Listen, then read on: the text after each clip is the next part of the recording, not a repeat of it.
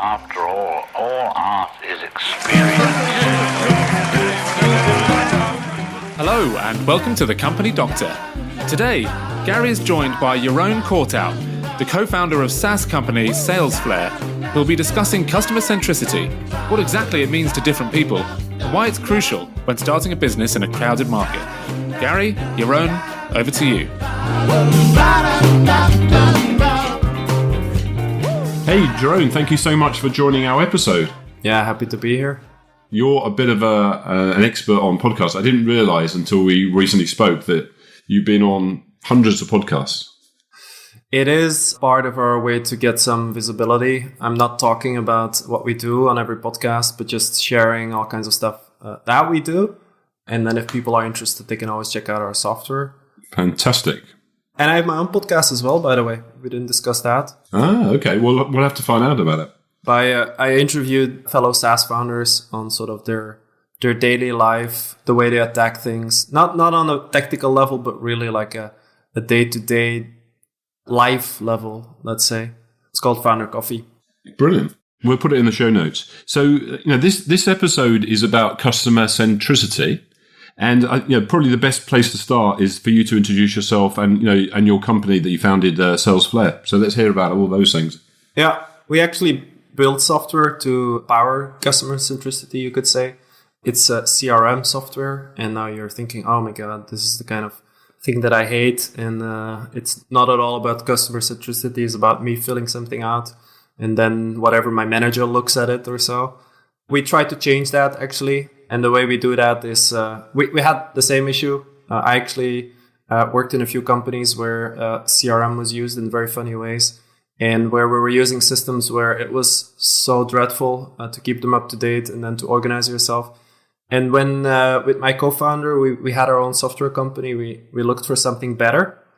And we found that issue that we never thought we could solve. But then we thought, what if we build a system that actually automates all that data input, that keeps track of all the information about customers automatically so that you can focus really on your customers because you have everything about them right there. Everything you ever discussed with them, like emails, meetings, calls, tracking, every little touch point gets tracked.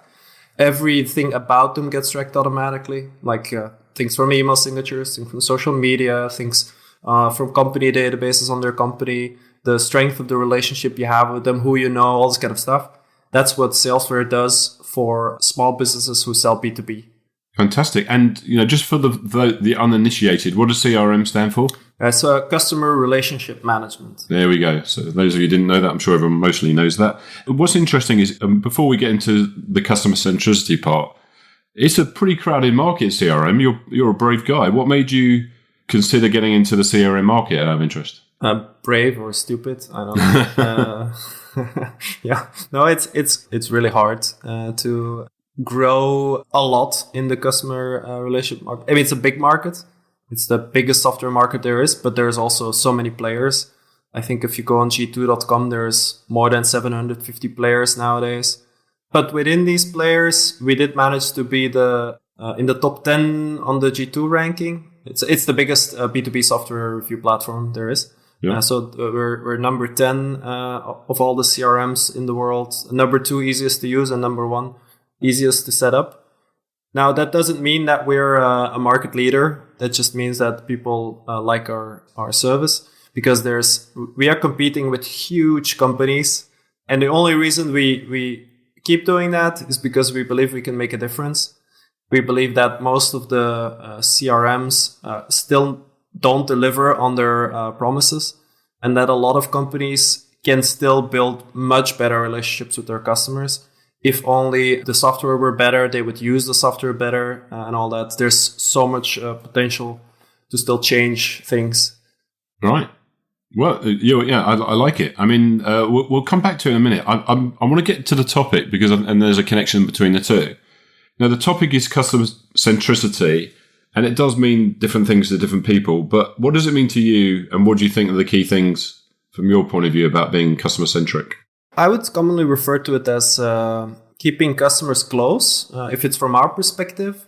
And if it's from the perspective of why people use our system, it's trying to build a relationship with every customer on a very personal level, and every customer basically should feel that they are the only customer and not like one of many. Because I think that's where it goes wrong.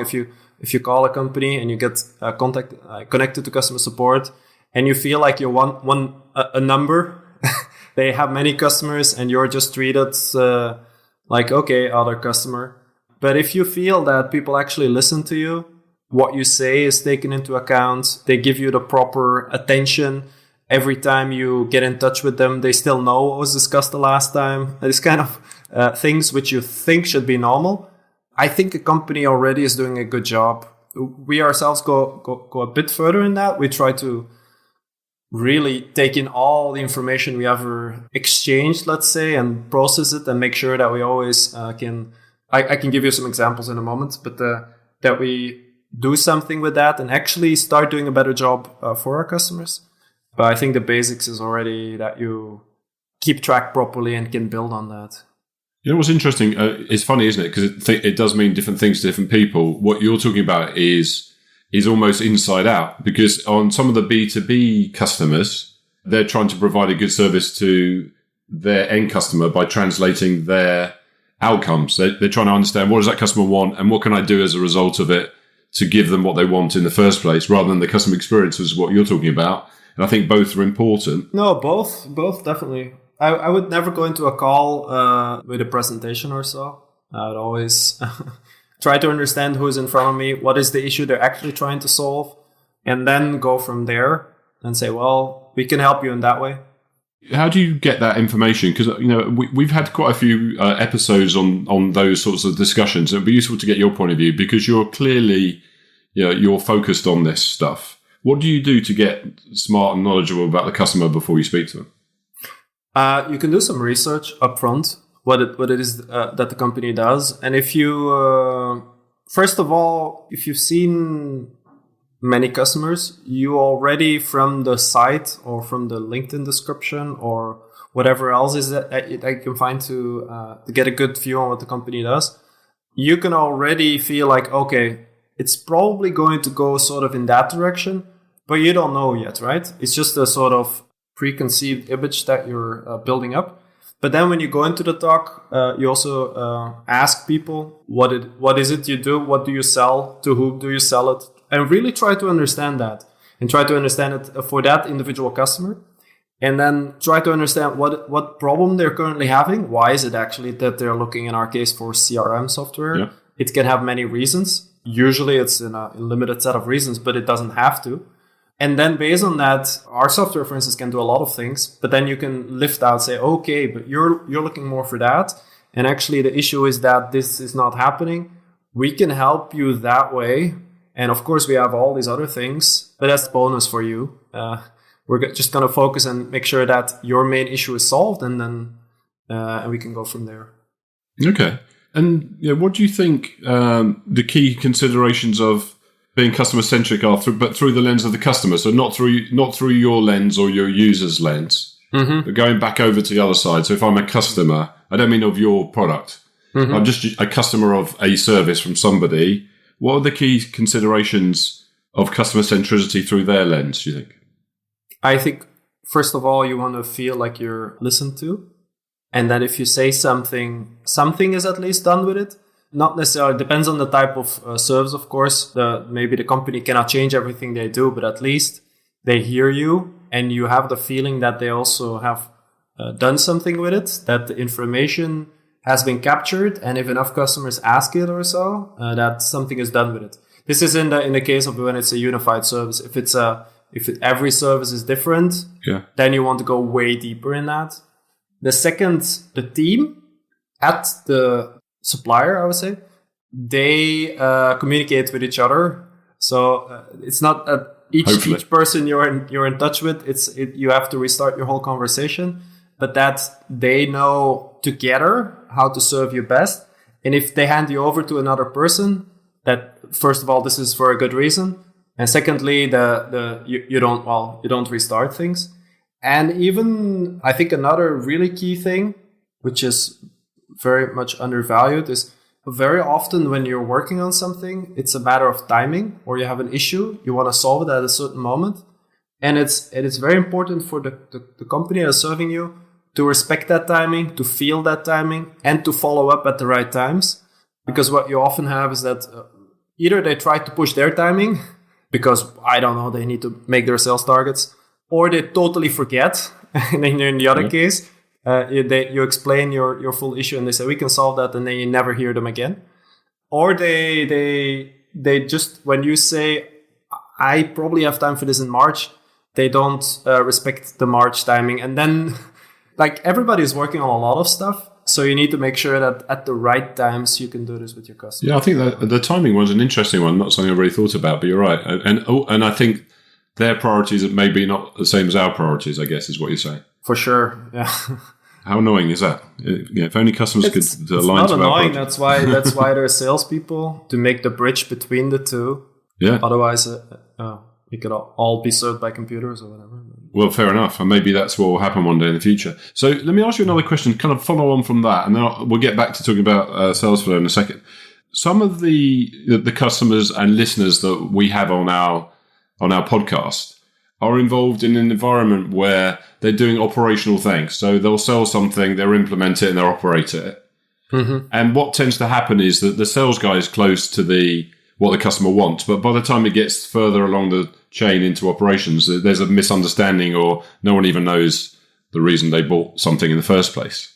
Yeah. So my question to you is, how do you kind of stay connected to what the customer wants all the way through that business life cycle from your experience? And because you're CRM, so you're focused on the front end, but how do you kind of make sure it carries on? Well, a lot of our customers, we serve a lot of agencies. They also have their operational people on the software. Because what's important, I think there's two levels to it. First, there's all the information, basically that you can go back and see everything that's ever been discussed with the customer, which emails were sent, what was discussed in the meetings and everything, that you have access to everything. That is an important thing, so you can dig into the details. On the other hand, if you're the operational person and the salesperson just says, like, here is all the information we ever exchanged, and just dumps it on you, is also not a nice thing. So I think essential in that process as well is that the salesperson makes some sort of summarized briefing that as all the things you need to know as the person who's going to execute, all of that is in there. Otherwise, it's also sort of a hard job. But yeah. I would make sure that you have access to both. You know the summary, and second, if you want to go deeper, that you have that access. Yeah, because I think sometimes it's about the outcomes. A good example for me is that I was working with one of my customers, and they'd sold something which was, I don't know, migrating servers, but the main business objective of the end customer was to save money on maintenance, for an example. Mm-hmm. But by the time it got to the people that were implementing that migration, they didn't really know why the customer was doing it. And so I'm trying to work out, how do you connect that, the compelling event, the reason the customer wants to do something, to the person that's actually doing it through that whole life cycle. That was really where I was going. Yeah. Any further thoughts about that? I think that's, first of all, it starts with having a discussion as a team throughout the whole process, how you want to organize it. I can give you all kinds of software tips, but by experience, I can tell you software can do a lot of things, but if people don't discuss with each other how they're going to use the software and for what reasons, it's always going to go wrong. So as a team, from the salesperson to the person who's going to deliver, you sit together and you're like, okay, what information do we need at which stage in the process, and how can we make sure it gets there? And then you can go in the software and say, well, we're going to make a field for that, or it's always going to be here in the notes, or you organize yourself around that. But it starts with just sitting around the same table, making some notes in a document, say, this is a process we're going to follow, this is the way we're going to work together. And that's overlooked in so many companies. So what happens in a lot of companies is that, for instance, they know they need a CRM to organize themselves, right? Yeah. So they just jump on that and they're like, yeah, check, we have a CRM. Yeah. Everybody has an account. Okay, cool. And then now you all put your stuff in there. But they never discuss basic stuff like if you have a pipeline with a sales process, what do the different stages in the sales process, what do they mean? It's not because it's in there, it has names that everybody thinks about the same thing. Or when you make fields, why do we have these fields? How does that make sense? When do we need to fill them out? What happens with that? If you just take a little bit of time to discuss these things as a team, it makes a huge difference. Because then actually, if you put something in software, then it becomes a communication tool. Because you know what it's going to be used for, you know why you're putting it there. And if you put it like that, you know that the other person is going to get it. If you don't discuss this kind of things, and you, for instance, have 5 salespeople, and they all input the same fields in the same stages, but for them, they all have different ideas when they think about a stage or when they think about a certain thing they fill in. Then at the end, when you look at all that, you don't know what it means, and it cannot be a communication tool anymore. Well, this is something I want to ask you. We have a lot of sales leaders that listen to this podcast, amongst others. And one of the conundrums for salespeople, and I want to ask you this question because I think it would help them, and you all have the answer to it, is a lot of salespeople don't like filling in these CRMs. It's their worst nightmare doing an account plan. They haven't got time for all this. So what's your advice to people in that situation where they don't necessarily see the value in the return on investment of keeping a system up to date, and therefore when it's out of date, it's not much use? What's your thoughts about that? There's many different levels to that. I think it starts with introducing something in a way that it doesn't feel imposed on people, and they also have a say in what they're going to use. I think that's a very nice thing to do. But before that, it even starts with figuring out what sort of system you need, and then going to look in that direction. What most companies do is they just type, for instance, a best CRM into Google, and then they just take the first thing that pops up, while there is a CRM for just about every use case. So picking the right one, it takes some research, but it's a really good thing to do. Just what are you going to do? Are you going to create repeat sales? Is it an internal communication tool? Is it to follow up B2B sales? Is it to all kinds of possibilities? Then maybe look with your team. These are things I found. Which ones do you like? Make them sort of use it, and then make them say, I like this one. Can we use this one? This is going to go a long way because, first of all, you know that your team is going to use it, which is essential. It's always helpful. That's what you need, right? And secondly, you get their buy-in as well. So you're more sure that they're going to use it. And then on the third level from there, if you actually have these discussions that we just talked about how are we going to use it, for what reasons, how is communication going to flow here from person to person, then also everybody, they don't only align on things, but they also understand why they're doing stuff. And it's not just we just put data in a system and then whatever, but you understand why you're inputting that data, because this data is put in so that the CFO knows what kind of revenue is coming. This data is put in so that the marketing people don't target our new leads with discounts when they're actually already going to buy. And this information is put in so when I'm sick, my colleagues can take over. And this, when you see all these things, then you're actually going to value that more and do more of an effort. And then what we do on our end is making sure that the data input is not really needed. We also believe the software can do a better job next to all these things. Okay, so say more about that, because I think that would be interesting to people listening. Because data input is a problem. No one likes putting data in. So what do you do? Well, we started 8 years ago seeing that most CRMs have these really huge expectations about the amount of data you're going to put in the system. Like every time you meet someone, you need to remember I met a new person, put them in there. When they share their phone number, for instance, in an email signature, you need to be like, phone number, cool. Put it in. Every time you email someone or call or have a meeting or so, you always put it in. And if you do that correctly, it's a great system on which you can fall back and say, when was I last in touch with that person? What was the last thing discussed? Who am I in touch with? All these things. But because it's so much work, like an inhumane amount of work, it usually doesn't happen. And we had that issue. And then we figured most of the things we're inputting into a system here, they are already digital somewhere. Why don't we build a system that just connects in all these places and pulls it together so that you as a salesperson can see, these are the emails I exchanged, these are the meetings. Based on their email signature, the system extracted this information. Mm-hmm. It also got this information from a company database about the company. These are the people it knows that I'm in touch with at the company.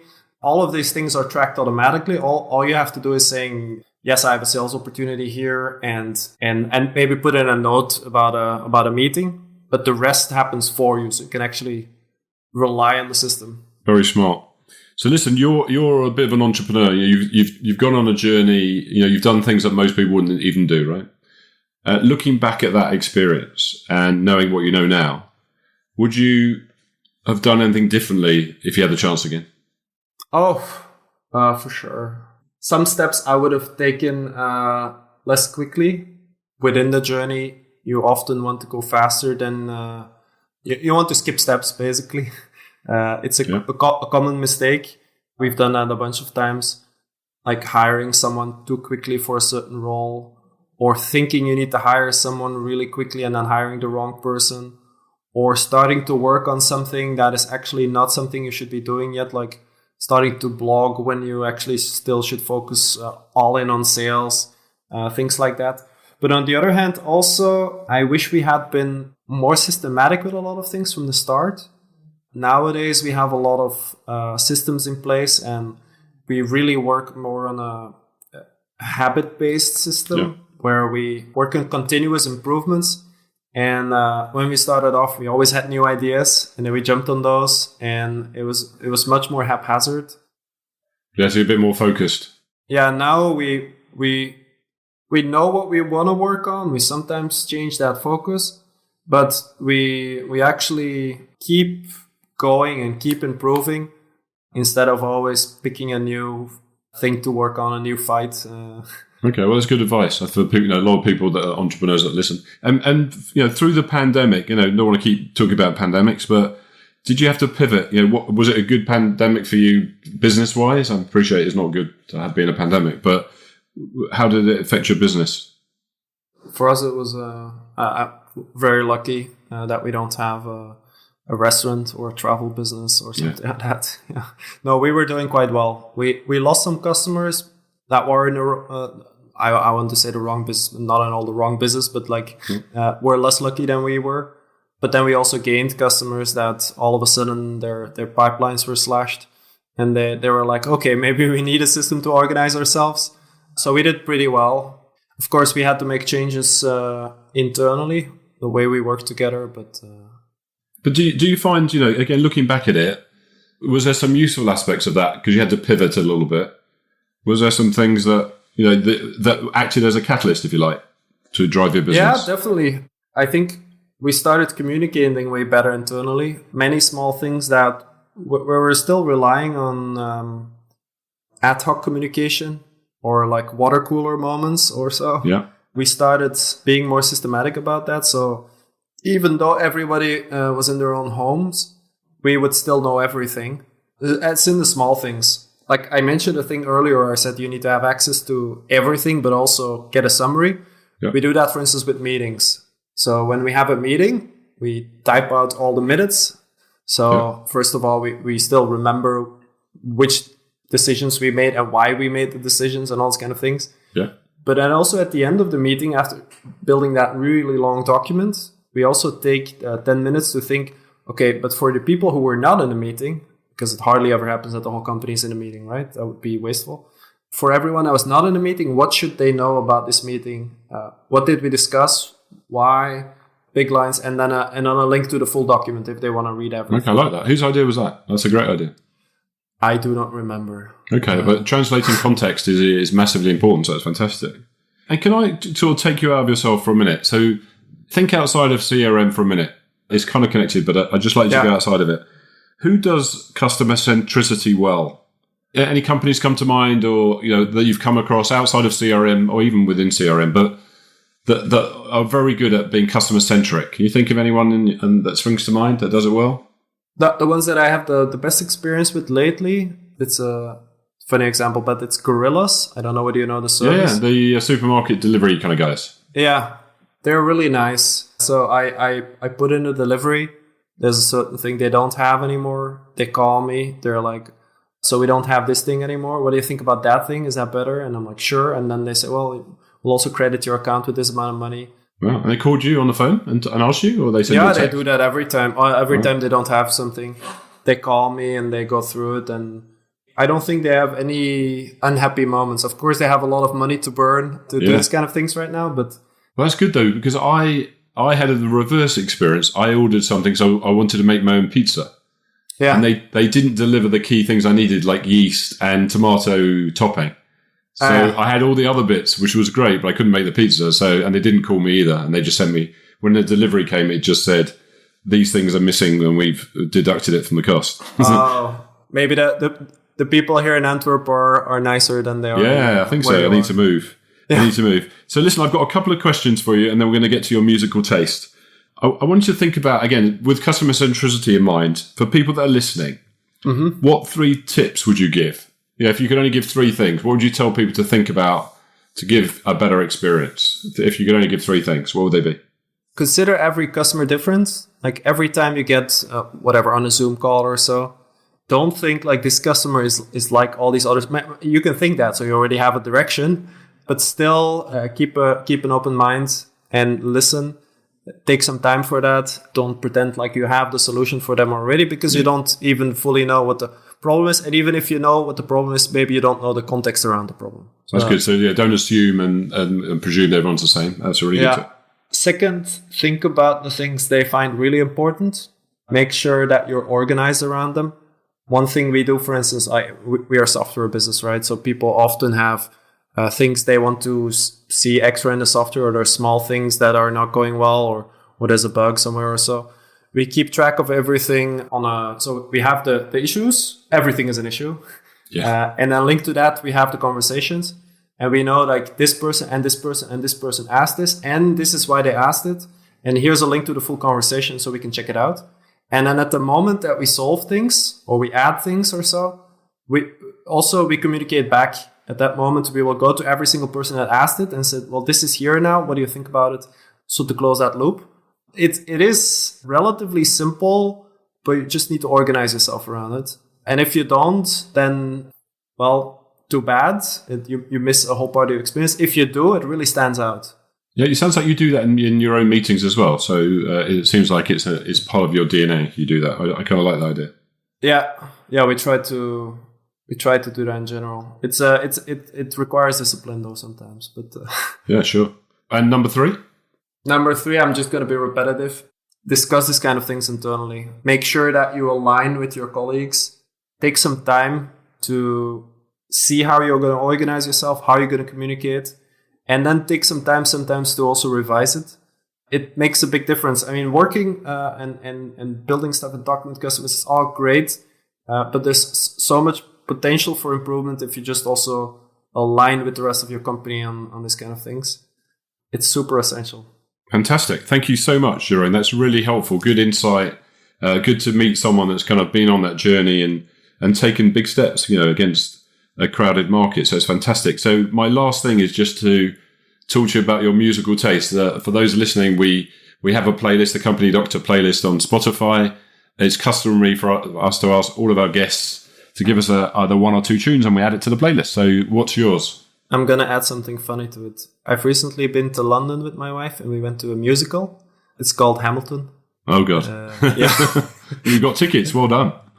Yeah. And I really like the moment that the British King came on the scene and sang You'll Be Back. So you can add that to the list. It's You'll Be Back by Jonathan Groff in the original Broadway cast.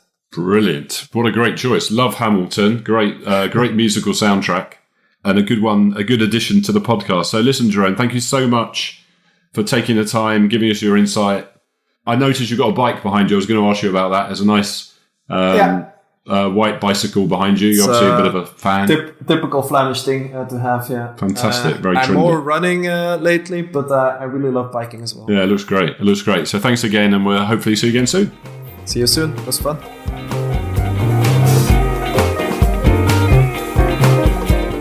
Thanks for listening to this episode of The Company Doctor, and a special thanks once again to Jeroen for being our expert guest. To have a listen to previous episodes on everything from strategy to side hustles, visit thecompanydoctor.com and be sure to sign up for bonus content and new episode notifications. See you next time.